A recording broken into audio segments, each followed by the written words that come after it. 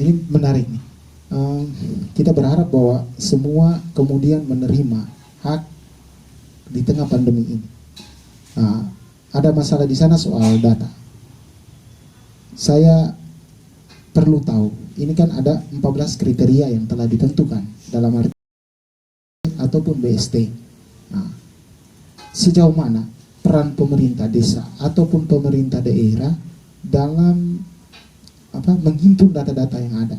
Apakah ini murni karena kesalahan pengontrolan data ataupun saat pengambilan data di lapangan, ataukah memang ada alasan lain ini? Apakah bisa jadi politisasi tadi seperti yang disampaikan? Oke, jadi kembali lagi sebenarnya terkait dengan hal-hal yang kita sudah sampaikan soal politisasi itu pasti terjadi baik di tataran pemerintah pusat sampai kepada kabupaten sampai kepada desa, itu terjadi Bang. Dan tentunya ini hal yang lumrah dalam bangsa kita sebagai negara demokrasi. Jadi terkait dengan hal-hal misalnya tadi saya melihat sebenarnya dampak dari itu faktornya yang pertama juga bukan persoalan hanya saja persoalan data, tetapi kembali kepada misalnya pemahaman dan kemampuan masyarakat desa untuk memahami soal mana yang layak dan yang tidak, karena dalam kriteria masyarakat miskin di Sumba ini dan khususnya di Sumba Barat Daya itu banyak sebenarnya. Dalam misalnya kalau kita membandingkan antara kriteria masyarakat miskin menurut Dinas Sosial dan kriteria masyarakat miskin menurut Badan Pusat Statistik, ini tentu sangat berbeda. Nah kemudian itu yang harus perlu sebenarnya diteliti lebih jauh oleh pemerintah. Contoh seperti realnya, misalnya ada orang yang rumahnya sederhana, rumah alang atau rumah kampung, tetapi memiliki misalnya 20 ekor kerbau, memiliki misalnya padi bertonton di rumahnya, tapi sehari-harinya dia hanya menikmati jagung.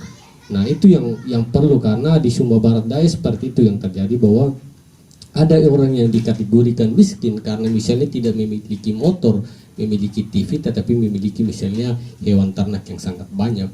Nah itu tentu harus menjadi kajian yang lebih ini lagi, supaya dalam hal misalnya pemberian itu benar-benar bukan sesuatu yang bersifat misalnya karena unsur kekeluargaan.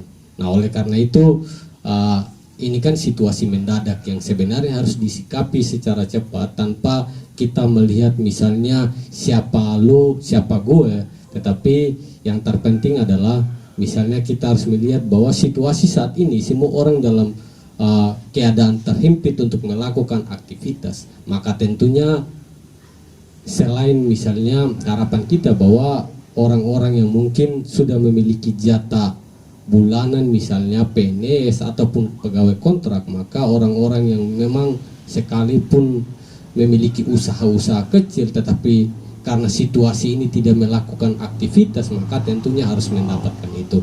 Sehingga ini yang perlu diperhatikan oleh pemerintah sehingga tidak terjadi konflik yang kita misalnya takutkan itu, karena ini akan berdampak terhadap misalnya pembangunan kita, dan persoalan ini akan menjadi hal yang nanti terus bisa menjadi persoalan yang akan mempengaruhi misalnya baik di tingkat desa maupun di lingkungan setempat seperti itu. Ini kan dualisme di dinas sosial, pendataan di dinas sosial ataupun dengan di desa, di BPS, dalam artian menentukan kriteria orang miskin. Ini seperti apa nih abang melihatnya? Apakah perlu ada evaluasi soal ini atau seperti apa? Kalau terjadi dualisme seperti ini, menurut saya lemah koordinasi. Karena di antar instansi itu kita bicara soal pemerintahan ya, kita dari kepala daerah atau kepala negara itu turunnya kan garis komando kepada instansi-instansinya. Di samping instansi-instansi itu ada dari garis-garis kecil. Kalau dalam struktur pemerintahan itu garis koordinasi, mereka saling koordinasi. Nah ini ketimpangan ini terjadi karena mungkin lemahnya anggota legislatif kita yang menyusun undang-undang, sehingga menjadikan apa ya, ketimpangan sosial, dalam artian si BPS mendata melalui sensus, kayak sensus penduduk, sensus yang lain-lainnya kan ada, sensus ekonomi ada. Sehingga jelas data BPS yang harusnya dipakai, bukan data dinas sosial. Jadi dinas sosial harusnya menjadikan data BPS sebagai acuan, harusnya. Tapi di sini saya tidak serta-merta menyalahkan pemerintah saja.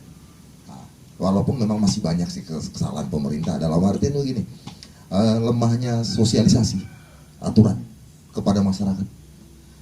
Masyarakat tidak paham. Yang dia tahu, oh, saya miskin, saya di kampung, saya tidak punya penghasilan. Yang dia tahu begitu. Padahal ada 14 poin yang harus dipenuhi.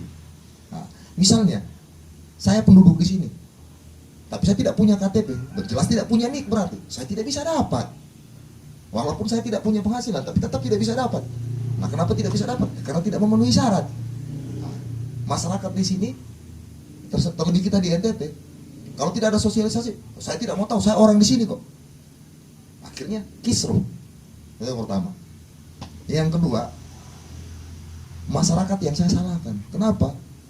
Bisa sehingga tidak punya NIK dan segala macam. Malas sekali dalam mengurus dokumen. Sambil contoh, beberapa kasus yang pernah saya temui di dunia pendidikan, minta kartu keluarga, tidak ada. Ya kalau kartu keluarga tidak ada, tidak punya NIK dong. Kalau tidak punya NIK, Anda bukan penduduk, titik. Jadi Anda tidak bisa dapat. Nah sekarang pesan saya kepada pemerintah maupun masyarakat, tetapi terkhusus pada pemerintah, sosialisasikan aturan itu, manfaatkan dana sosialisasimu untuk dipakai turun ke masyarakat untuk menjelaskan betapa pentingnya dokumen. Karena saat sekarang tanpa dokumen kita bukan apa-apa di mata negara. Tadi dikatakan soal sosialisasi yang masih lemah. Bagaimana Gemini kemudian menanggapi hal itu?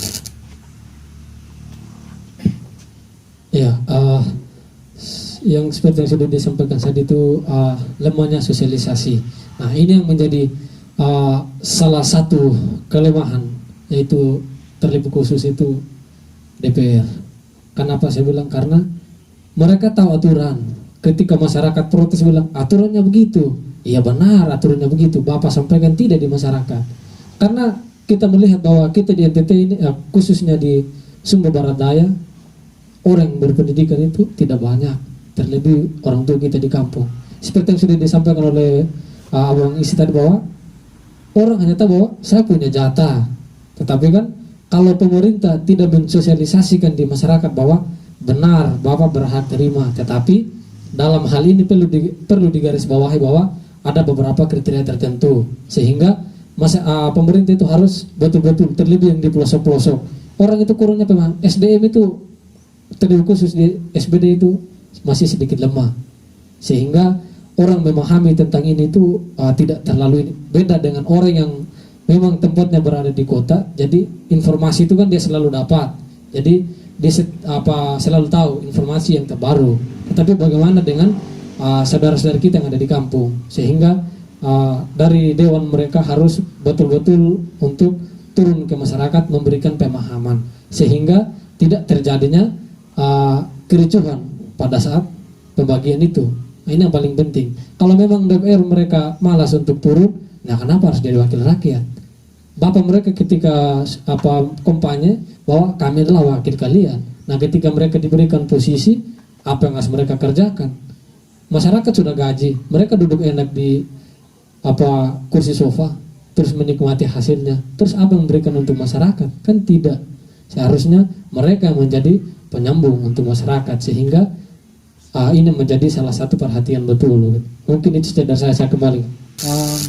Tadi Gemini sempat menyentil soal lemahnya pengontrolan dari DPR. Sedang kita tahu semua bahwa DPR itu punya tugas, itu soal legislasi, budgeting, dan controlling. Berarti kontrolnya ini masih lemah, atau seperti apa yang pandangan dari GMKI? Oke, terima kasih. Jadi terkait dengan fungsi lembaga pengawas sebenarnya di daerah, khususnya Dewan Perwakilan kita, kita melihatkan fungsi Dewan itu kan ada beberapa seperti yang kita pahami secara bersama-sama. Namun saya pada saat ini kan dalam situasi yang kita hadapi saat ini itu kan ada hal-hal yang memang misalnya perlu menjadi perhatian khusus oleh DPR terkait dengan misalnya tadi kita membahas soal bansos baik itu BLT maupun BST. Namun dalam hal ini yang perlu menjadi prioritas DPR adalah menjalankan fungsi kontrol mereka, sehingga kemudian dalam hal-hal nanti soal misalnya bagaimana fungsi pengawasan terhadap misalnya aliran-aliran anggaran, mereka bisa paham soal itu, sehingga kemudian kontrol-kontrol itu misalnya dalam hal misalnya pembagian, tentunya DPR sebenarnya harus hadir misalnya baik dalam pembagian BST, BLT, terlebih khusus pembagian BST di desa, sehingga DPR tahu bahwa apa yang sebenarnya menjadi persoalan di desa, sehingga akan menjadi rujukan ketika lembaga-lembaga misalnya teknis yang melaksanakan misalnya kegiatan-kegiatan di pemerintahan ini bisa menjadi misalnya perhatian Dewan untuk melakukan evaluasi letak persoalannya di mana, sehingga kita tidak bicara saja misalnya kalau memang kita misalnya tadi dikaitkan dengan persoalan regulasi yang terjadi, misalnya hal-hal yang kemudian itu jangka panjang, karena kita sekarang lagi berhadapan dalam situasi darurat, maka tentunya yang menjadi fungsi utama yang harus dilaksanakan pada saat ini adalah fungsi kontrol, sehingga kemudian hal-hal itu nanti akan menjadi rujukan mereka dalam hal misalnya mengevaluasi setiap lembaga-lembaga terkait. Mungkin seperti itu, Bang. Berarti perlu ada rapat dengar pendapat jika kemudian ada masalah seperti ini, atau seperti apa ini? Oke, baik. Kalau fungsi kontrolnya itu dijalankan dalam artian dalam tanda kutip ya, dia dalam komisi terkait yang membawahi bidang sosial dan kemasyarakatan, itu dia harus turun, bukan untuk mendampingi, tapi dia untuk memantau. Dalam artian begini, BST tersebut sudah tepat sasaran atau tidak, sudah sesuai dengan protap dan regulasi yang ada atau tidak. Jika tidak sesuai, mungkin seperti di awal yang kita sampaikan soal karena datanya yang tidak update, terus kendala-kendala yang lain sehingga terjadi kekisruhan di masyarakat, ya DPR punya data. Saat sidang komisi, jadi sidang komisi dia dengar pendapat dengan dinas sosial, dia bisa pertanyakan itu. Kenapa bisa seperti ini? Terjadi begini. Kalau dia tidak turun dan dia tidak tahu persoalan di masyarakat, apa yang mau dia tanyakan? Tidak bisa, tidak ada yang dia tanyakan. Atau dia hanya dengar bisikan dari tim-tim tertentu, dari oknum-oknum tertentu. Ya kalau yang namanya bisikan-bisikan itu, kalau bisikan si A mungkin bunyinya Indonesia, nanti ujung-ujung sampai di telinga si D bisa jadi Indonesia, I-nya hilang.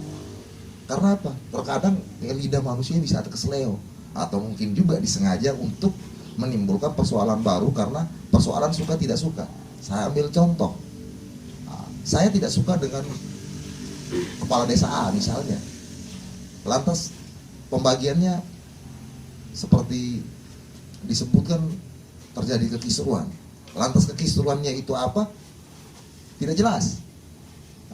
Tapi karena saya tidak suka, maka saya sampaikan kepada DPR yang kebetulan saya kenal.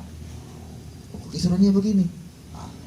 Tanpa penggalian data yang lebih jauh, DPR serta-merta buat menggunakan hak bertanyanya dalam rapat dengar pendapat atau sidang komisi dengan dinas terkait, mulai salah menyalahkan. Kalau sudah salah menyalahkan tidak ada solusi, maka yang jadi korban tetap masyarakat lagi. Itu dari saya. Maka dari itu sebaiknya saran saya, solusi dari saya bahwa kalau DPR ya memang kalau tidak turun langsung mungkin katanya mungkin butuh dana. Nah, terus apa gunanya dana reses? Ya walaupun dipotong tapi kan tidak dipotong 100%, mungkin 25% kalau saya tidak salah. Nah, itu dari saya sekian.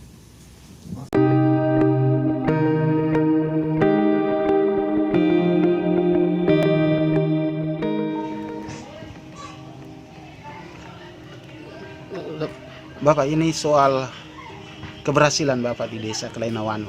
Iya. Nah, terkait dengan pembagian BLT, itu kiat-kiat apa yang Bapak gunakan sampai Bapak kemudian berhasil melaksanakan pembagian BLT itu? Ya, pertama itu kita laksanakan itu penjaringan penerima BLT dari masyarakat itu lewat relawan. Relawan ini dia mendata dari rumah ke rumah dan kita melihat betul masyarakat yang terindikasi atau terdampak langsung dengan COVID ini, itu yang kita utamakan.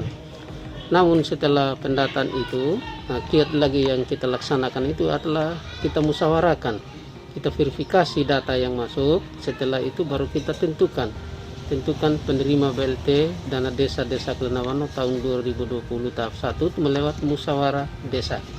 Musyawarah ini dihadiri oleh relawan, juga dari BPD, tokoh masyarakat, tokoh agama, dan tokoh pemuda.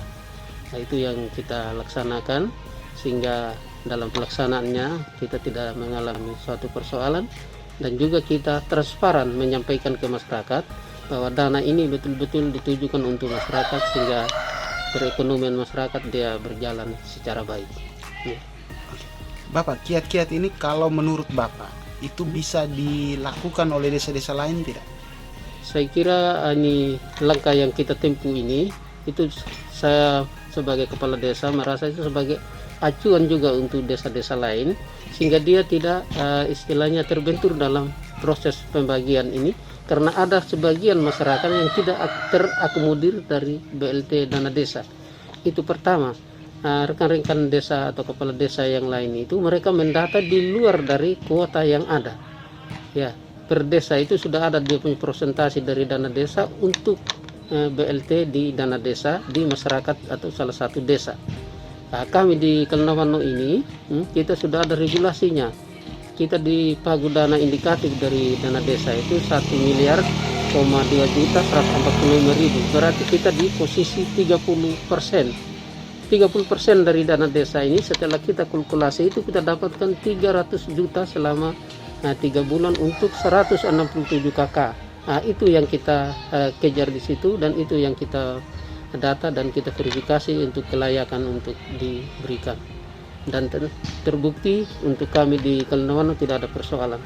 Kita mulai buka kurang lebih jam 9 dan selesai jam 12 siang dengan tanpa ada persoalan. Tadi kita berbicara soal pengontrolan DPR dan lain sebagainya. Tapi nyatanya bahwa ada beberapa desa ataupun daerah yang kemudian berhasil dalam mengelola pembagian BLT maupun BST di desanya. Tentu banyak pertimbangan ataupun tips yang mereka buat. Nah, saya mau tahu menurut narasumber yang ada itu apa yang kemudian membuat mereka ini berhasil. Apakah ini soal mereka mendata itu betul-betul real di lapangan, ataukah memang ada alasan lain? Walaupun memang di satu sisi di beberapa desa ataupun daerah yang saya temui itu tidak ada pengontrolan langsung dari pihak pemerintah maupun dari DPR sendiri. Ya, baik. Ya, oke, baik. Mengenai ada beberapa daerah, wilayah atau desa tertentu yang memang menjalankan pembagian BST dan BLT itu tanpa adanya kericuhan. Nah, ini yang paling penting adalah karena mereka kontrolnya itu bagus. Pendataannya itu memang manfaatkan betul-betul aparat yang ada dalam desa, sehingga pendataan mereka itu real dengan keadaan yang ada di masyarakat. Karena kenapa tidak ada kericuhan? Karena masyarakat itu merasa puas atas kinerja dari si kepala desa. Ini yang menjadi salah satu contoh untuk desa-desa yang lain, sehingga harus benar-benar kontrol sehingga tidak terjadinya kericuhan pada saat pembagian. Nah, ini yang seperti sudah disampaikan tadi, kontrolnya itu yang paling penting. Sama halnya saya menganalogikan begini. Saat kita main sebuah permainan, nah ketika kita main sebuah permainan kita lemah dikontrol, otomatis kita akan kalah. Nah, apabila kontrolnya kita bagus, saya yakin bahwa kita akan menang untuk memainkan satu permainan. Sama hal dengan ini. Nah, kalau kontrolnya bagus, saya yakin dan percaya bahwa tidak ada kericuhan dalam pembagian itu. Nah, karena ini menjadi salah satu kelemahan juga kontrol tadi itu dari pemerintah daerah, mereka kurang juga pengontrolan di desa. Dari kepala desa sendiri juga kurangnya kontrol pada saat pendataan, karena yang paling penting adalah datanya. Ketika turun datanya, real datanya, semua dapat sesuai dengan hak dan kewajibannya, saya yakin tidak ada kericuhan. Karena orang merasa puas. Nah, ini yang perlu kita juga, yang menjadi pemimpin. Contoh pemimpin yang kita butuhkan ya seperti ini, bukan pemimpin yang abal-abal. Karena begini, pemimpin yang abal-abal bahwa dia hanya menguntungkan, dia pembagian ini menjalankan kepentingannya, kepentingan saya, bukan karena ini dia tidak dapat. Karena pada saat pemilihan kepala desa dia tidak pilih saya, dia pilih si A. Kalau mau meminta di si A. Nah, ini yang perlu digarisbawahi juga, bahwa tidak bisa membeda-bedakan antara yang satu dengan yang lain, bahwa ini adalah masyarakat saya. Ketika kita pemerintah desa membedakan, oh dia tidak pilih saya, apa yang menjadi pertanyaan dari saya, apakah dia bukan masyarakatmu? Kan tidak, tetap dia menjadi masyarakatmu. Kalau dia menjadi masyarakatmu, berikanlah kewajibannya sesuai dengan beberapa kriteria yang dia bisa penuhi begitu. Itu dari saya kembali. Oke, ini tadi disentuh soal pembedaan ini, pengkelompokan dalam artian si A dan si B, karena politik dana bantuan ini sendiri hanya dikhususkan untuk orang-orang tertentu. Bagaimana pandangan GMK ini? Apakah itu memang terjadi real di lapangan di SBD ataupun di NTT secara keseluruhan atau seperti apa? Oke, terima kasih. Kembali ke pertanyaan tadi, sebenarnya terkait dengan keberhasilan beberapa desa dalam hal pembagian BST maupun BLT, dan terkait dengan misalnya konflik-konflik di berbagai desa. Kenapa misalnya muncul pertanyaan terjadi seperti ini? Kenapa di desa lain berhasil dan kenapa di desa lain tidak berhasil? Saya berpikir begini, jadi dalam konsep misalnya seorang pemimpin ini kan kembali dalam hal misalnya implementasi kebijakan maupun misalnya dalam tahapan misalnya program-program, itu kan salah satu faktor utama dalam keberhasilan itu kembali kepada sumber daya manusia. Nah, kemudian saya melihat misalnya begini, jadi dalam konsep misalnya seorang pemimpin di desa ataupun dalam berbagai misalnya lembaga lah. Jadi saya mau bilang begini, bahwa seorang pemimpin itu antara pikiran dan hati itu tidak boleh jauh. Karena kalau hanya pikiran kan kita berbicara kecerdasan dalam hal soal ini. Nah, namun tentu ada beberapa orang yang mengerti, paham, namun dalam tahapan implementasi apa yang misalnya program-program itu lebih bicara kepentingan. Itu kita bicara soal pemikiran, itu bicara kepentingan. Tetapi kalau kita bicara soal hati, misalnya dalam hal misalnya implementasi kebijakan, ini kan kita berbicara soal panggilan tanggung jawab sebagai seorang pemimpin. Tugasnya dia bagaimana fungsi, misalnya kalau kita bicara pada tataran pemerintah desa, kan fungsi pemerintah adalah untuk memberdayakan, melindungi, dan misalnya memberikan kesejahteraan. Nah, ini yang perlu memang harus diperhatikan, bahwa desa harus berani membuka diri. Jangan sampai desa lebih berpikir ego-ego, misalnya pribadi, tidak mau belajar dari misalnya beberapa daerah atau di beberapa desa yang sudah berhasil. Kenapa desa ini seperti ini? Nah, ini kan tentunya desa dalam hal ini bisa saja berlaku semau-maunya dalam hal ini, karena tentunya undang-undang mengizinkan itu. Atau undang-undang desa nomor 6 tahun 2014 itu kan bicara tentang otonomi desa. Nah, semua kebijakan itu baik dalam konsep pembangunan itu kembali kepada desa, membangun sesuai dengan potensi yang dimilikinya di desa situ, sehingga kemudian pemerintah daerah itu perlu melakukan sebenarnya kontrol untuk itu. Jadi dinas-dinas terkait yang berhubungan dengan itu perlu melakukan kontrol-kontrol soal, sehingga terjadi benar-benar misalnya pemerataan dalam hal pembagian itu. Misalnya terkait dengan layak dan tidak orang mendapatkan itu. Tetapi yang terpenting adalah bagaimana semua bisa terayuni sesuai dengan asas keadilan seperti yang sudah disampaikan oleh Bang Isa tadi. Jadi ini kembali kepada oknum pribadi tertentu bahwa melihat situasi ini apakah kita mau benar-benar melayani, mau benar-benar menyelamatkan masyarakat dari situasi ini, atau kita bicara kepentingan seperti itu. Oke. Saya mau bertanya kepada Bang Isa. Ketika situasi ini sudah terjadi, bagaimana yang seharusnya yang bisa kita lakukan saat ini? Apakah pengontrolan itu lebih diperketat ataukah seperti apa ini, Bang? Baik, ada beberapa desa yang berhasil. Kalau di sini lebih saya tekankan bahwa inilah pemimpin yang cerdas, bukan pemimpin yang pintar. Dia tidak serta-merta taat pada konsep yang ada, tapi dia peka. Dan bahkan mungkin lebih jauh lagi bahwa pemimpin di desa tersebut dia mengenal secara personal semua penduduk desanya. Sehingga saya ambil contoh saja, si A sudah dapat PKH misalnya, dia tidak akan dapat lagi. Kenapa tidak akan dapat lagi? Karena controlling dari kepala desa yang mengenal langsung. Anda tidak perlu datang. Kenapa tidak perlu datang? Ya karena kamu sudah terima ini. Nah, itu lagi, kembali lagi. Inilah sosialisasi tadi. Ketika kurang sosialisasi dari pemerintah, dalam hal ini pemerintah daerah, mungkin yang kurang sampaikan ke desa, lah terus apa gunanya pemerintah di desa? Kalau sudah tahu untuk disampaikan. Kalau tidak disampaikan maka akan terjadi kekisruan.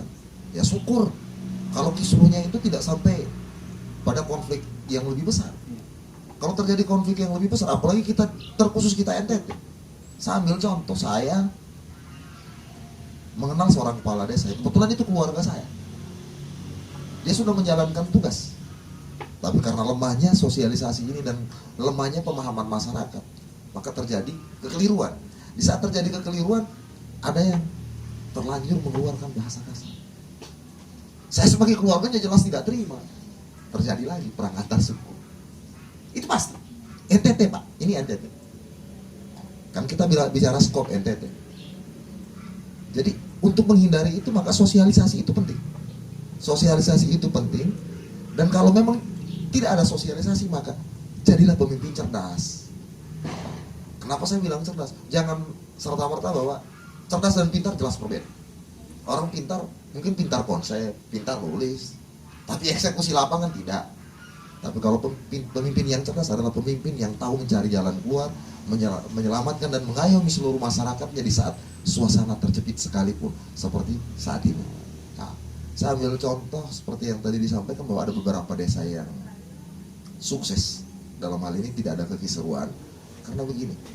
Pertama, kepala desanya berani ambil resiko, ambil keputusan. Nah, karena kepala desa jika tidak berani ambil keputusan maka selesai. Yang kedua, sumber daya manusia kepala desa dari desa tersebut di atas rata-rata. Kenapa saya bilang di atas rata-rata? Kemungkinan besar bahwa kepala desa tidak memanfaatkan aparat desa terkait termasuk RT RW, tapi dia mengoptimalisasi satuan gugus tugas COVID-19 yang sudah didanai dari dana desa sesuai dengan aturan dari Permendes ya, sesuai dengan Permendes. Jadi sehingga banyak dana desa yang dipotong untuk bikin gugus tugas di desa. Nah, kalau gugus tugas di desa tentu dia sudah sangat paham. Oh si A terdampak, si B terdampak, dia pasti sangat paham. Dan gugus tugas itu tidak bisa orang sembarangan. Kenapa tidak bisa orang sembarangan? Karena orang yang benar-benar harus paham. Ketika kalau tim gugus tugas sudah dipakai, dioptimalisasi dalam hal ini mereka-mereka yang sumber daya manusianya di atas rata-rata, maka jelas semua akan sukses. Dari saya sekian. Berarti desa-desa ini yang berhasil itu tentu bisa menjadi rujukan untuk kita di sini. Bisa untuk itu atau seperti apa ini? Ya, role model sepakat. Role model. Itu jadi role model. Oke. Ini pertanyaan terakhir untuk kita semua. Ini pernyataan penutup. Izin saya tambah sedikit. Kalau boleh, desa-desa yang sukses kita jadikan narasumber. Kita minta dia sampaikan tips dan triknya seperti kiat apa yang dilakukan untuk suksesnya kegiatan itu, tepat sasaran, semua masyarakat, semua pihak merasa puas dan tidak terjadi kekisruan, agar mungkin ya Pemda dalam hal ini lebih legowo dan bahkan mungkin bisa mengapresiasi desa tersebut, dan melalui Pemdes bisa ditekankan kepada desa-desa yang belum dan mungkin masih bermasalah, bisa melakukan studi banding ke sana agar permasalahan dan kisruh di masyarakat tidak terjadi karena BLT dan BST ini. Oke, terima kasih. Kita lanjut. Ini pernyataan penutup dari masing-masing. Final statement soal diskusi kita hari ini.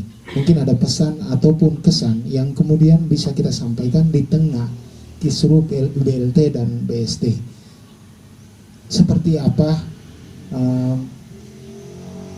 yang seharusnya kita buat untuk kemudian kisruh-kisruh yang terjadi ini tidak terulang lagi. Dan apalagi di tengah pandemi COVID-19. Mungkin saya mulai dari Pak Ketua Gemeni untuk hal ini. Singkat, padat dan jelas. Ya, oke, baik. Mengenai ini tadi bahwa bagaimana dengan realisasi yang terjadi, bahwa solusi yang harus kita tempuh dalam hal ini untuk mengatasi adalah perlunya kontrol yang lebih bagus lagi. Artinya bahwa pemerintah desa dan dinas terkait atau pemerintah daerah harus lebih teliti lagi untuk bekerja sehingga tidak terjadinya kericuhan. Dan hari ini yang terjadi menjadi pembelajaran paling penting dari saat ini. Artinya kita belajar dari pengalaman sehingga yang terjadi saat ini tidak terulang lagi ke depan, sehingga kita perlu belajar banyak tentang persoalan-persoalan yang terjadi saat ini untuk menjadi yang lebih baik lagi ke depan sesuai dengan yang kita inginkan bersama, sehingga tidak terjadinya kericuhan lagi. Mungkin itu saja dari saya kembali. Lanjut. Terima kasih, ini closing statement. Jadi saya mau kembali lagi mengulas terkait dengan misalnya apa yang sudah disampaikan harapkan oleh pemerintahan Jokowi sebelumnya, bahwa upaya pemerintah untuk mewujudkan misalnya salah satunya adalah revolusi mental. Revolusi mental tujuannya adalah dengan salah satu dampak yang ingin diharapkan melalui upaya reformasi birokrasi. Nah, tentunya harapan-harapan itu adalah untuk terwujudnya clean governance dan good governance, pemerintahan yang baik dan pemerintahan yang bersih. Maka tentunya hal ini dalam situasi saat ini terwujudnya pemerintahan yang baik dan yang bersih bukan hanya pada tahapan implementasi, bukan hanya pada tahapan urusan administrasi, tetapi lebih kepada bagaimana tahapan implementasi kebijakan. Jadi karena kita bicara soal anggaran, maka tentunya apa gunanya administrasinya berjalan dengan baik, namun pada tahapan implementasi misalnya dalam hal realisasi anggaran melalui bantuan-bantuan yang ada terjadi ketimpangan atau ketidakadilan. Maka ini yang harus menjadi kajian kita bersama, bahwa hal-hal ini untuk mewujudkan itu maka perlu kejelian kita bersama dalam hal ini, baik itu legislatif, eksekutif maupun yudikatif untuk melihat ini. Maka harapan saya terkait dengan persoalan yang kita hadapi saat ini yang menjadi perbincangan kita bersama-sama, itulah butuh perhatian kita secara bersama-sama. Semua masyarakat butuh diperhatikan dan tentunya pemerintah harus menanggapi itu secara positif dengan membuat sebuah regulasi kebijakan-kebijakan yang lebih rasional lagi, sehingga hal-hal yang menjadi harapan untuk bisa melewati situasi ini itu bisa tercapai. Mungkin seperti itu dari saya, Bang. Terima kasih. Dari saya, tetap lagi-lagi dari saya tetap data. Yang pertama, poin pertama, data di list secara rapi dan diupdate, serta data penyanding seperti yang sudah disampaikan oleh dua narasumber yang lain di awal harus betul-betul akurat dan butuh ketelitian dari setiap oknum atau aparat yang bekerja. Jika tidak teliti maka selesai. Itu yang pertama. Poin kedua, kontrol. Kontrol harus tetap diperkuat agar semua yang terjadi baik adanya. Karena apa? Kebijakan dari pemerintah pusat untuk BST ini dan bahkan BLT, ya, karena BLT tidak mungkin langsung dari desa kalau tanpa pusat, karena ada dari Permendes hingga sampailah kepada BLT di desa dengan dana desa. Nah, terus yang ketiga dan sekaligus yang terakhir, tidak ada gading yang tartak, tak ada manusia yang sempurna. Dan maka dari itu, belajarlah dari kesalahan, belajarlah kepada orang yang sudah sukses, jadikan kesalahan sebagai pelajaran yang paling berharga agar tidak terjadi persoalan yang lebih besar yang hasil akhirnya akan merugikan kita sendiri. Oke, terima kasih. Sekian hari ini diskusi kami bersama dengan 3 narasumber kami. Yang terpenting saat ini adalah memperbaiki yang salah, bahwa BLT dan BST hanya dikhususkan untuk mereka-mereka yang sangat membutuhkan. Dalam artian bagi masyarakat kita yang miskin, itu haknya mereka dan wajib hukumnya untuk diberikan kepada mereka. Jika salah data, perbaiki. Jika kontrol masih kurang, maka perlu ditingkatkan kembali. Salam dari kami, Gelas Kosong. Terima